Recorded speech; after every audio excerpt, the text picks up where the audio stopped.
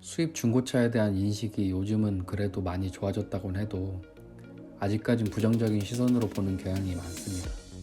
남이사 18만짜리 중고차를 타던 10년 이상 된 오래된 차를 타던 극히 일부 어떤 사람들은 왜들 열을 내며 깎아내리고 지적을 못해서 안달일까요?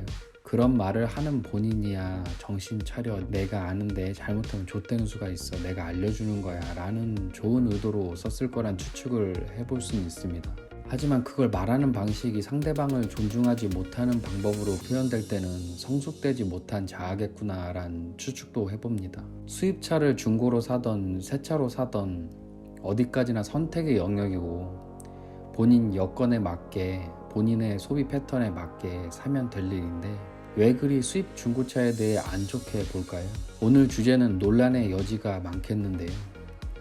이런 측면에서 그럴 수 있겠다라는 생각에 이야기를 해보도록 하겠습니다. 오늘 얘기는 굉장히 그럴듯할 수 있습니다. 왜냐하면요, 노벨 경제학상을 받은 이론을 이 중고 수입차 구매 사례에 접목시켜서 얘기해 보려고 합니다.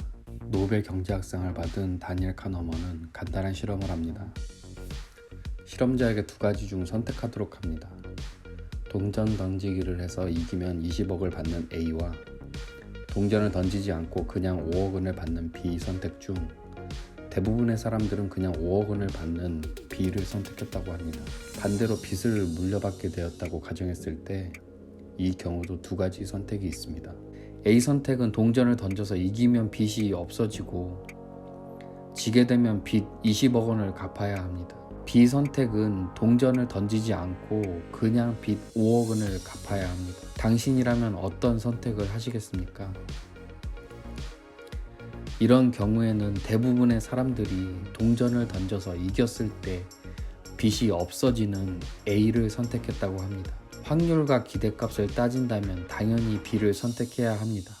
왜 사람들은 기대값을 따져보고 이성적으로 행동하지 않을까요? 이유는 바로 손실공포 본능 때문인 것입니다. 플러스가 되는 상황에선 안정적인 선택을 하는 반면 마이너스 상황에선 빚 5억 원을 지느니 빚 20억이 될 수도 있는 베팅을 하는 거죠. 다니엘 카너먼은 손실공포감에 대한 이 이야기로 2002년 노벨 경제학상을 수상했습니다. 다니엘 카너먼에 따르면 사람들은 손실공포 본능 때문에 합리적인 투자를 하지 못해서 오히려 손해를 보고 부자가 되지 못한다고 말합니다. 이 이야기를 중고 수입차 구매 사례에 접목시켜 본다면 여러분 이제 감이 오시나요? 정확히 1:1 대입은 어렵겠지만 동전 던지기를 하듯 중고차를 양품으로 잘 사오면 최신 기종 대비 꿀리지 않는 내외부 디자인으로 100년 이상 이어져 오는 브랜드 헤리티지와 드라이빙 감각, 필링을 신차 대비 3분의 1 이상의 저렴하게 합리적인 가격으로 느껴볼 수 있는 동전 던지기 이긴 경우고요. 고민해서 샀으나 잘못된 만남으로 잦은 고장과 거슬리는 잡소리, 한번 고칠 때마다 들어가는 감당하기 어려운 수리비로 인해 마음고생, 몸고생, 처참한 통장 잔고로 파국을 치닫는 동전 던지기 졌을 때의 경우입니다. 동전 던지기를 이기거나 지는 게임을 해야 하는 선택 A이고요. 초기 구입 비용으로 제 차 기준으로 중고차에 비해 3.5배를 더 지불하고 신차 프리미엄과 일정 연차 및 키로수까지 안정적인 보증 수리도 누릴 수 있는 신차 구매를 하는 선택 B가 있습니다. 여기서 여유가 되시는 분은 고민할 것 없이 B로 가시는 거고 대부분의 사람들은 안전하게 국산 준대형으로 가시겠지요. 선택 A는 동전 던지기에서 지는 상황을 맞이할까 두렵습니다. 차라리 차값으로 1,000만 원을 더 내고 말지 구매 뒤에 추가 수리 비용으로 200~300 들어가는 것을 더욱 두려워합니다. 사실 선택 A는 앞서 설명한 이론에서 두 번의 질문이 혼재되어 있습니다. 첫 번째 질문에선 동전 던지기에서 진다고 손해는 없었지요. 하지만 중고차를 잘못 사게 되면 금전적, 심적 타격은 물론이고 정비소를 왔다 갔다 한다고 내 시간도 뺏기지요. 꼭 극단적인 상황이 아니더라도 차값은 쌀진 몰라도 앞으로 유지비에 있어 불확실성이 높아집니다. 높은 키로수로 인하여 차량 부품들의 교체 주기가 도래하였거나 지났거나 무시하고 타면 언제 터질지 모르는 수리비 폭탄 같은 것들 말입니다. 이것이 앞서 이야기한 손실 공포를 주게 되는 아주 큰 요인인 것이죠. 역시나 선택의 문제인데요. 제 성향에 있어서는 수리 비용으로 500이 들어간다 해도 개꿀 중고차 타는 게 더 이득이라고 생각합니다. 그러나 차라고 하는 건 폐차할 때까지 타지 않는 한 팔 때 잔존 가치를 생각 안 할 수 없습니다. 21년 4월 현 시점에서 엔카에서 F바디 5 시리즈를 검색해 본 바 15년식 기준 키로수 23만 대가 1590 정도고 24만 대가 1390 이렇게 올라와 있네요. 사고 유무 같은 건 자세한 건 보지 않았고요. 대략 그렇게 나오네요. 내 차값은 여기서 2,300 빼고 생각하면 편하겠죠. 아주 바람직합니다. 저야 지금 마음은 30만이고 40만이고 계속 타고 싶은 마음이긴 합니다만 사람 마음은 또 바뀔 수 있기 때문에 만약 비슷한 키로수로 판다고 한다면 가격 방어 잘 해주고 있네요. 정리하자면 중고 수입차를 안 좋은 시선으로 보는 분들은 손실 공포에서 기인한 게 아닌가라는 추측을 해봅니다.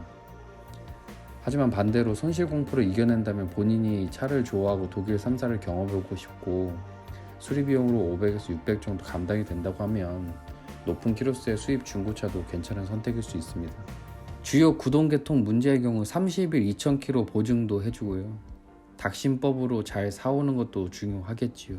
어떤 유튜버분도 그런 말씀을 하시더라고요. 차를 저렴하게 사와서 내가 직접 정비소에 의뢰해서 고쳐서 타는 게 제일 확실하다.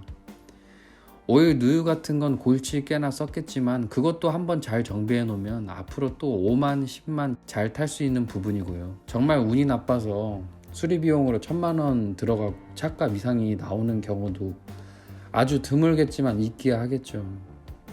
근데 그렇게 따지면 세차도 뽑기 잘못하면 차 제대로 타보지도 못하고 문제 때문에 몇 달씩 센터 입고되어 있고 하는 극단적인 경우도 있기 때문에 우리는 확률로서 봐야 합니다. 극단적인 카푸어는 지향하지만 적당한 선에서라면 한 번 사는 인생인데 경험해보고 싶은 건 경험해봐야 한다고 생각합니다.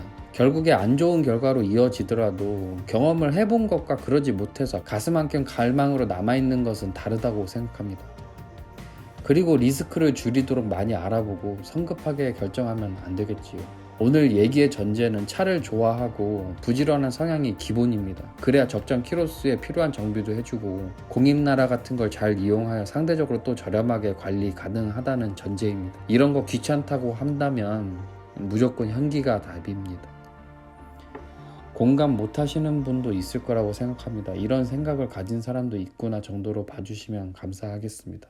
긴 영상 시청해 주셔서 감사합니다.